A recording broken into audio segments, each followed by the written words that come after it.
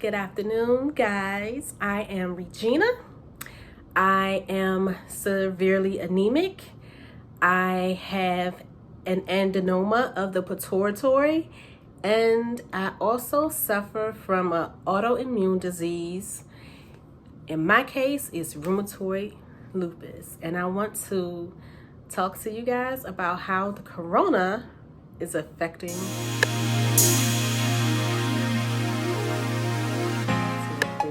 that 1 second saying, hey, I'm such and such and I got such and such, because when it comes to other parts of my health, I'm kind of private about it, not because I'm ashamed of it, because I'm not ashamed anymore, but more so because I'm finally at the point in my life where I don't have to do everything myself.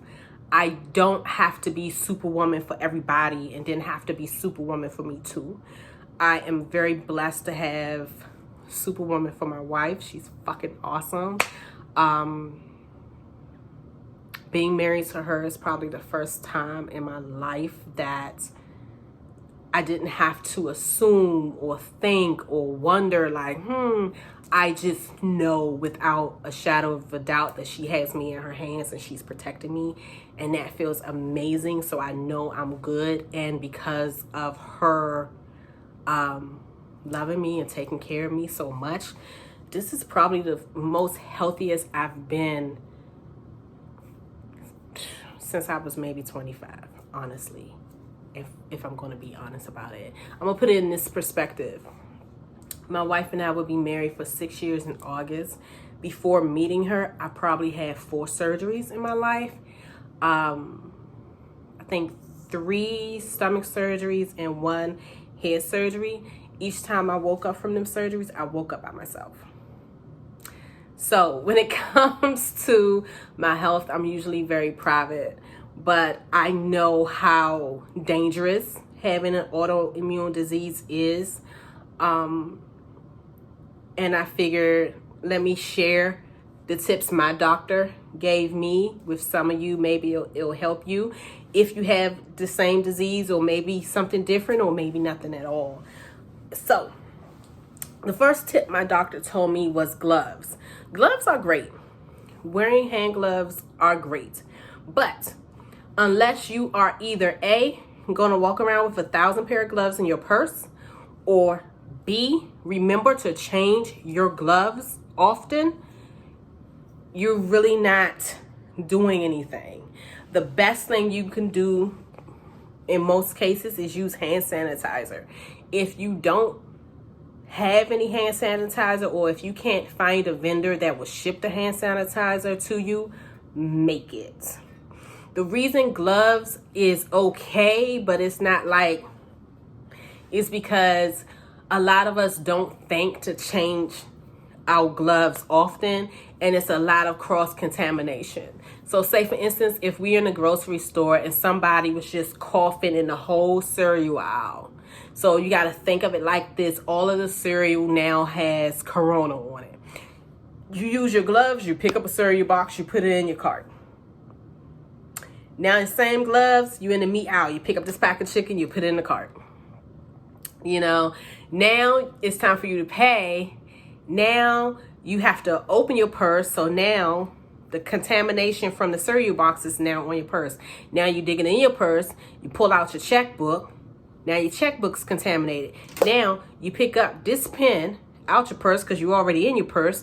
You transfer this pen to this hand. So now this hand contaminated just so you can write your check so you can pay for your groceries. Then when you leave out the grocery store, you touch your car door with it. Now your car door is contaminated. You touch your steering wheel with it. Now your steering wheel. You bring it home. You touch your house door. You sit down on your couch. You touch yourself. It's a lot of cross-contamination going on. And if you don't understand what I mean by cross-contamination, if you have some glitter in your house, or maybe like, I don't know, lotion or something, put it on your hands and then just randomly touch certain things in your house. Everything that you touch that now has the glitter on it or now has the soap on it is all contaminated. So you have to make sure that if you are going to use gloves, you have to change your gloves often. The next tip is face masks. All face masks isn't created equal. A lot of places are selling face masks, but they are really thin. You really need hospital grade masks because it's such a shortage in face masks because of the health profession and making sure that our essential workers, such as our doctors and our amazing nurses, have masks. It's very hard for an average person like you or I to order a face mask.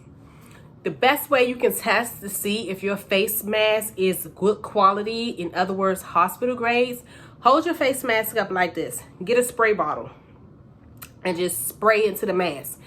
If the water that you spray comes out, that mask isn't good. It's not going to protect you because the same way stuff can come through that mask, it's the same way stuff can come in your mask. So the best thing you can do, you can maybe make a mask yourself using a scarf or a bandana. It's certain Etsy shops, and it's a lot of shops on Instagram right now that's making cloth face masks that's thick. Some of them have like filters in them. And the good thing about those masks is once you come in the house, you can wash them and reuse it. A lot of those thin masks are disposable. So that's that. Another thing that I do, I make sure I stay inside. That's probably the most important thing that I do for my health. With having rheumatoid lupus, I'll do another video about how I got diagnosed with that, where that came from, and things like that. But with having that, it mostly affects my bones. Sometimes my bones will lock. Sometimes it'll be hard for me to walk. It's very painful. But having that also has given me asthma. So I have a lot of breathing issues. Sometimes I'm fine. But if I'm congested like I am now, because I'm getting over a sinus infection, it's hard for me to breathe. So sometimes if you keep hearing me say, it's because I'm just trying to make sure I breathe and I breathe and I breathe and I breathe. So going outside, especially right now with this coronavirus, is dangerous for me. So I try to limit myself outside. So I'll go to the grocery store and I'll come home. Or if I need some fresh air, I sit on my porch and then I come in the house and jump in the shower. I don't have a face mask right now. It's been hard to find. So what I do, I took my doctor's advice and I just use a scarf. I use a winter scarf. She also stated that within the next few weeks, it may get worse before it get better. So you have to protect your eyes too. I protect my eyes because I wear eyeglasses. So my eyeglasses is protected. So if you don't wear glasses, wear sunshades. It's springtime, girl. Ain't nobody gonna question you. Pop some shades on. Having contacts does not protect your whole eye because that just covers one part. It doesn't cover the white part of your eyes. So that's important. I think that's it. Oh, vitamins. I have elderberry vitamins, vitamin D, vitamin C, multivitamins, one-a-day women's. Make sure you keep up with your supplements. That way you can keep your immune system intact. The elderberry is not the best thing to taste. The gummy is absolutely disgusting, but it keeps your immune system strong. You really want your immune system as strong as you can possibly get it to help fight this virus. So not only should you take your vitamins, but also eat your greens, your collard greens, your string beans, your broccoli. All of that is going to strengthen your system. So until next time, bye guys.